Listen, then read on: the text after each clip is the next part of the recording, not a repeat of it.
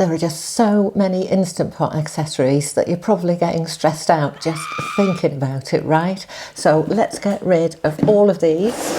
And I'm going to show you 4 of my favourites for keeping my stress levels down and getting the most out of the Instant Pot. And my advice to you, just pick one, give it a really good try out, get used to it, and then move on to the other one. And that's the best way to beat the overwhelm.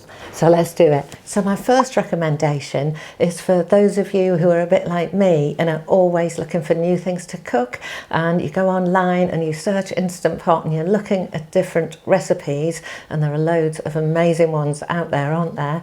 And then you get the recipe, you're all ready to go, and you look at the measurements and they are impossible to understand because the measurements are in a different system for those that you use in your country. So for those of you in the UK and other countries that are into their measuring scales, it's time to get yourself a set of measuring cups. So many of the recipes online are from America or other countries that use cups, and actually, although I was resistant at first, I found that using cups is absolutely brilliant when you're making things like rice or oats and stuff like that in the Instant Pot.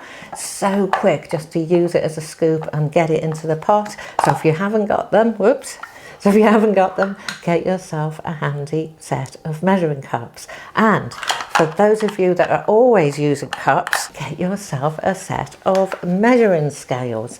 Same thing, I know they're unfamiliar, but for some things we have to be a bit more precise about our measurements. And I don't know about you, but trying to measure out a certain amount of cubed butternut squash using a cup is a little bit tricky. So we're all home cooks, we're all part of a global community, and let's make it a bit easier for ourselves by making sure we've got the right measuring tools to make our recipes work.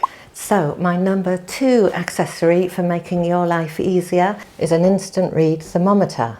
And this is going to help you if you cook a lot of meat, chicken, fish, and especially when you're new to pressure cooking, which is a totally different way of cooking. And so you end up being worried that your meat is undercooked. How can it be cooked in 10 minutes? So you either end up not trusting the recipe and putting it on for too long till it's overcooked, or you're sitting there nervously with your family or friends thinking, I hope that meat's all right. And an instant read thermometer takes away all of that guesswork. There's loads of charts online telling you what temperature you should be looking for, where to probe the meat. It will really give you confidence in what you're doing, and your food will be beautifully cooked.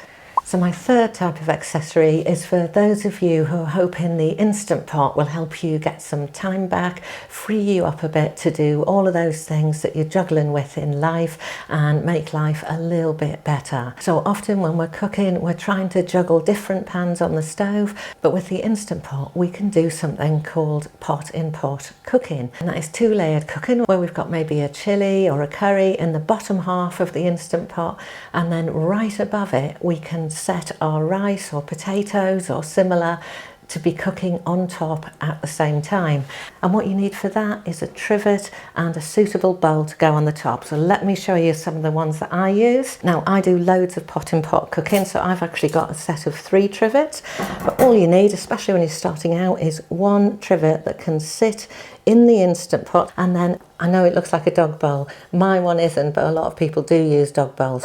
Mine is a catering bowl, and I'll link it underneath. Or if you've already got a pressure cooker, it may be that your old pressure cooking basket might fit on top, as mine does. Or the one I got recently when I was looking for a shallow one for the Ultimate. Let's not talk about the Instant Pot Ultimate. I bought this one from Instant Pot itself, and it was quite expensive for what it is. Actually, it's turned out I've really liked it. So it's another stainless steel bowl. It's got one of these dividers if you're using it for vegetables. So the silicone lid fits on top, and there's even a little hole there with a little tab to close it. This makes it actually a really good pot for cooking rice, and you can cook 2 whole cups of rice in here with the 1-to-1 water ratio, and it just fits. And having a lid like this or a loose silicone cover is double handy. The first thing is the lid stops the evaporation of water kind of dripping onto your rice while you're cooking. And two, silicone lids really keep your food hot. So I find that I can just put that to one side and be confident the food's still going to be hot in a few minutes while I finish off the dish. So pot in pot cooking really makes the most of the set and forget feature of the Instant Pot. So if this sounds good to you, get yourself a trivet and bowl set. And if you're not sure what I'm talking about, I've got a little playlist of some of my pot in pot recipes you can go and have a look at, and I will link that and put it in the description for you. So my number 4 accessory, and there is a number 5 by the way, that's coming up for those of you who stuck around this long, but number 4 accessory to help make life a little bit easier is getting yourself a spare liner. This is the liner for the Instant Pot Pro, as it has the handles. But whichever Instant Pot model you've got, you can buy these spare liners. They're not expensive, so I like to do the washing up in the dishwasher. These stainless steel pots are dishwasher safe, so when I've cooked my porridge in the morning, my main pot goes into the dishwasher, then I can just get out my spare, pop it in the Instant Pot, ready for the next meal. Life is better when you've got a spare bowl. And now for a sneaky bonus, number 5. And this you might already have in your cupboards. Do you know that when you're slow cooking or sautéing with the Instant Pot, you don't have to have that pressure cooker lid on? So you can use a glass lid, as long as it's got a little vent in it. It doesn't have to be the official one. And that really helps when you're cooking something and you just want to keep an eye on it. So the Instant Pot is a slow cooker, but it can be a very slow cooker. And using a glass lid instead of having it completely covered with the pressure cooker lid means you can keep an eye on things. Turn it up if you need to, adjust your timings without having to lift off the lid and letting that water drop in. So my task for you is to go off now, have a search through your pan lid cupboard and see if you've got a glass pan lid that will fit your Instant Pot. And for those of you who've got an Instant Pot Duo Crisp, there's one other accessory that you need to see, but it's of no interest to anyone else. So if you want to see that accessory, take a look at this video here and I'll see you over there. That didn't work very well, did it?